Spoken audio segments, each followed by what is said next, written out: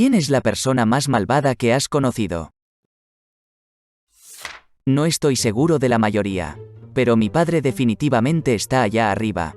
Pasó mi infancia conmigo. Mi madre y mi hermano mayor fueron golpeados. Luego, cuando mi hermano creció y era demasiado grande para que mi padre lo golpeara, comenzó a menospreciar a mi hermano haciéndolo sentir inútil, lo que lo llevó a irse a los 16 años. Entonces mi madre y yo comenzamos a recibir la peor parte de su estado de ánimo y no había nada que pudiera hacer al respecto porque él era más grande que yo. Pero un día, cuando tenía 17 años, me di cuenta de que ahora era más grande que él. No lo golpeé, pero poder finalmente empujarlo lejos de mi madre me hizo sentir como si una horrible oscuridad se hubiera disipado. Mi madre tuvo un exnovio horrible después de divorciarse de mi padre. Solía golpearla y una vez dio la vuelta a nuestra casa donde vivíamos, yo y mis 4 hermanos y hermanas. Todos muy pequeños en ese momento, y tiró un ladrillo por nuestra ventana. Después de que ella lo dejó, solía mirarme por la ventana cuando caminaba a la escuela y gritarme cosas realmente asquerosas. Nunca le había hecho nada a este hombre. Una vez estaba en la ciudad después de la escuela con mis amigos. Me vio y me gritó, «zorra». Le hice un gesto con el dedo y me fui. Llamó a mi escuela y les dijo lo que le había hecho mientras estaba en mi uniforme. Me llamaron a la dirección al día siguiente. La directora era conocida por ser muy estricta, formidable y realmente aterradora. Le conté lo que sucedió y cómo me acosaba constantemente y esta anciana severa y súper elegante dijo, «bien por ti. Si se te acerca de nuevo, házmelo saber y llamaremos a la policía juntas». El tipo era malvado. Definitivamente no es lo peor de este hilo. Pero nunca la olvidé. Ella era mi única amiga en la escuela primaria. Crecí con varias enfermedades mentales no diagnosticadas que dificultaban socializar y ser como los demás niños en general. Ella me eligió de la multitud de alguna manera. Y de repente tuve una mejor amiga. Me tiraba debajo del autobús constantemente. La gente comenzó rumores sobre mí y ella se reía con ellos en mi cara. Luego actuaba como si nada hubiera pasado al día siguiente. Una vez empezó a empujarme aparentemente sin razón. Así que le agarré las manos para que se detuviera. De repente comienza a llorar en voz alta. Y todos salen en su defensa. Incluida nuestra maestra, quien me dijo, «¿por qué no retrocedes? Creo que ya hiciste suficiente por hoy». Me mantuvieron solo en el salón de clases durante la hora del almuerzo. Y cuando todos regresaron hubo un rumor de que había tratado de estrangularla hasta la muerte. Traté de decirles a todos que simplemente agarré sus manos. Pero nadie me creyó, y en medio de la multitud, ella estaba allí, sin decir una palabra, recibiendo todo el amor y la atención de la clase. De alguna manera finalmente llegué a mis sentidos. Teníamos 8 años. Me invitó a pasar la noche en su casa, donde veíamos Piratas del Caribe, la tercera, creo, y nos relajábamos. En un momento de la película, me dice que podría descansar mi cabeza sobre ella si me sintiera cansado. Hice exactamente eso hacia la mitad de la película, y ella me quitó de encima. Le pregunté por qué hizo eso y me dijo, «nunca dije que pudieras poner tu cabeza sobre mí. Si vuelves a hacer esto, te apuñalaré», y me reí torpemente, pensando que estaba bromeando o algo así. Ella dijo, «lo digo en serio. Hay un cuchillo en la cocina que le robé a mi mamá. Está debajo del refrigerador. Si me vuelves a tocar, te mato». Guardé silencio hasta que su mamá nos mandó a la cama. La curiosidad se apoderó de mí en medio de la noche. Así que fui a la cocina para ver si estaba mintiendo o no. Efectivamente, había un enorme cuchillo para bistec justo debajo de su refrigerador. Me mudé de mi país de origen poco después de eso y nunca más la volví a ver. Lo último que sé es que ha estado publicando sobre su mejor amiga del mundo que desapareció, y cuánto me extraña. Una vez más, disfrutando de toda la atención de todo aquel que se preste a dársela. Raquel, fuiste mi primera definición del mal. Era una persona con la que crecí. Él era el niño raro en la escuela. Y lo atraparon violando a su hermana discapacitada y vendiendo los videos en línea. Se sospecha que la dejó caer muchas veces cuando era joven. Finalmente lo atraparon hace 2 años y de hecho lo arrestaron en clase. Por cierto, él tenía 16 años cuando lo atraparon y lo había estado haciendo desde que tenía 7. Ella era como 3 años menor que él. El ex de mi madre. Éramos niños pequeños y, sin saberlo, salió con un abusador de niños. Cuando se separaron, su vecino encontró su porno ilegal casero y fue a prisión. Un pedófilo, tan malo que nunca saldrá de prisión. A lo largo de su vida se metió en posiciones de poder. Policía, líder scout, etc. Incluso se convirtió en misionero en el extranjero. El hombre más manipulador que he conocido y, afortunadamente, estaba en mi adolescencia, por lo que no cumplía con sus criterios. No es pariente mío, pero es el abuelo de mi sobrino que nunca conocerá. Mi ex padrastro puso a mi familia en un infierno. Fue abusivo en todos los sentidos. Se las arregló para huir del país antes de ser arrestado. Hasta el día de hoy, es la única persona que he conocido que realmente espero que muera de una muerte lenta, agonizante y dolorosa, y eso es todo lo que voy a decir al respecto. Hola, yo también tuve uno de esos. Pasó más de 15 años en prisión solo para salir y morir de COVID poco después. Hizo que toda la pandemia valiera la pena.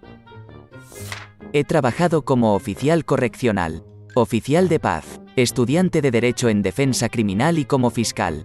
Mi conclusión clave de estas experiencias es que pocas personas son directamente malvadas en algún sentido bíblico. Y debido a que son tan raras, en realidad es bastante aterrador cuando surgen estos tipos. Incluso la gran mayoría de las personas que han cometido crímenes terribles son simplemente personas en mal estado que han soportado vidas llenas de abuso y sufrimiento. Y normalización de la violencia y la criminalidad. Personas que no tuvieron la oportunidad de ser ciudadanos productivos y respetuosos de la ley. Y que aman a los demás y son amados, a pesar de sus problemas. Sin embargo, un ejemplo de uno de los tipos verdaderamente malvados es un abusador en un archivo de violencia de pareja íntima que teníamos. Que usaba guantes pesados para golpear metódicamente a su novia de acuerdo con un horario calculado para que no tuviera moretones visibles cuando salía. Que frotaba su pene contra la cara de su novia para marcar su territorio antes de permitirle salir de su residencia. Y que disparó una pistola junto a su cabeza mientras sostenía su cabello y luego hizo un collar con el casquillo de la bala para ella. Así ella siempre recordaría de lo que él era capaz. Eso fue violencia calculada y crueldad hasta un extremo raro por lo general. Esas cosas son impulsivas y la gente se deja llevar y al menos se arrepiente de las cosas. El primer marido de mamá. Abusador serial de todos los grados. Violador de ella y su hija, mi media hermana. Nunca fue castigado por ello. Generaciones de vidas cambiaron. Uno de nuestros clientes regulares en la tienda de abarrotes donde solía trabajar era un hombre negro corpulento con rastas grises. Un tipo realmente frío. Nunca sonreía. Tratarías de entablar una pequeña charla con él en la caja y no obtendrías nada a cambio. Más tarde resultó que había convertido a su familia en una especie de culto. Tuvo varios hijos con sus propias hijas y sobrinas.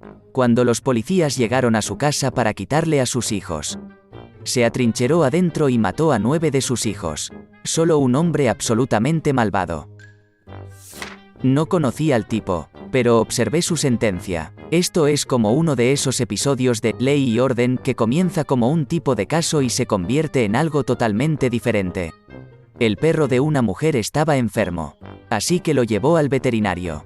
El veterinario le dio un medicamento al perro, que no funcionó, y el perro empeora, así que acude a un segundo veterinario, quien le da el diagnóstico correcto y quiere saber por qué no llevó al perro a un veterinario antes.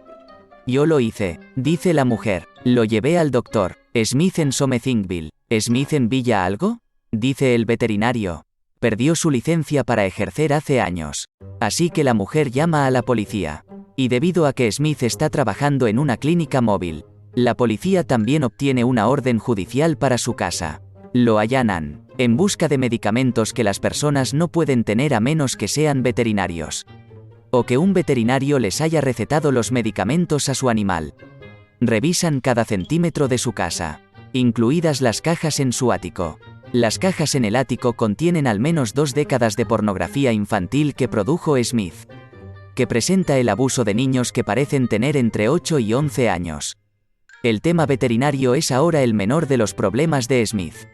Se declara culpable, pero espera que su falta de problemas previos con la ley lo condene a libertad condicional o arresto domiciliario. Señor, Smith, dice el juez, tenía caja tras caja de pornografía infantil, que usted creó, en su ático. Bueno, guardo muchas cosas viejas, señoría, dice Smith con cara seria.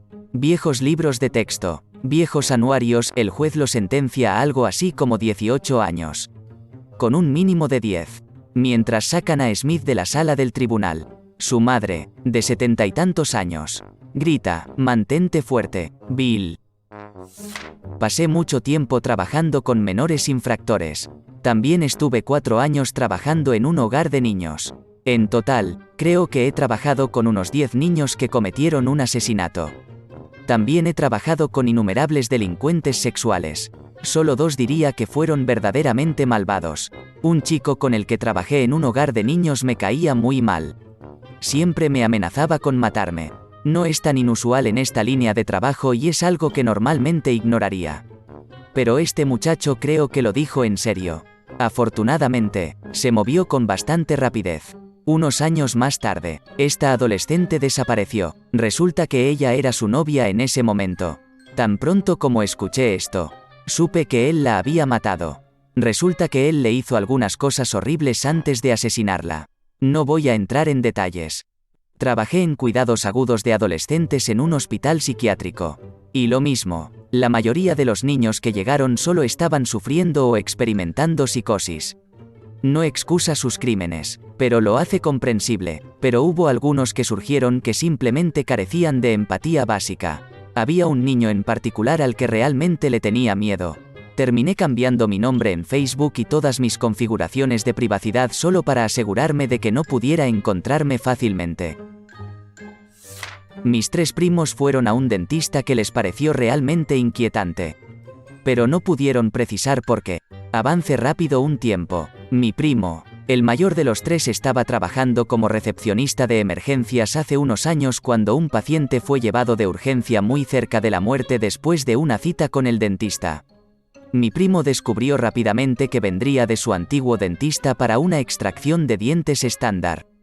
Creo que 2 dientes. Eso debería haber tomado 30 minutos. Estuvo en la parte de atrás durante 2 horas.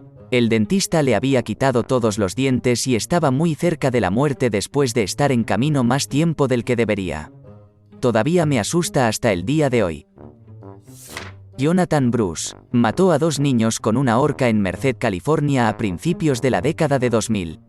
Fui a la escuela secundaria con su hermana pequeña y compartí una habitación con él en un gran evento de la iglesia en mi primer año. El ex de mi hermana es un gran narcisista y después de apuñalarse a sí mismo en la pierna como una táctica de manipulación. Mi hermana lo dejó y presentó una orden de restricción. De alguna manera se las arregló para robar todas las cosas de mi hermana, incluida la sudadera de nuestro difunto abuelo que se le dio a mi hermana, y también se llevó las cenizas de sus perros. Se las arregló para hacer todo esto evitando incluso ir a su casa porque le pagó a otra persona, aparece en la cámara del ring. Lo hizo para evitar cualquier evidencia. Sigue enviando mensajes de texto y llamando a mi hermana con la esperanza de que hable con él, lo que anularía la orden de restricción. Entró con alguien en su trabajo y le pidió que le dijera, está más cerca de lo que piensas. Todo esto ha hecho que mi hermana realmente tema por su vida, por lo que se mudó de nuevo con nuestros padres. ¿Te gustó el video? Regálanos un me gusta, deja tu comentario y suscríbete para que así no te pierdas de los nuevos videos que subimos todos los días.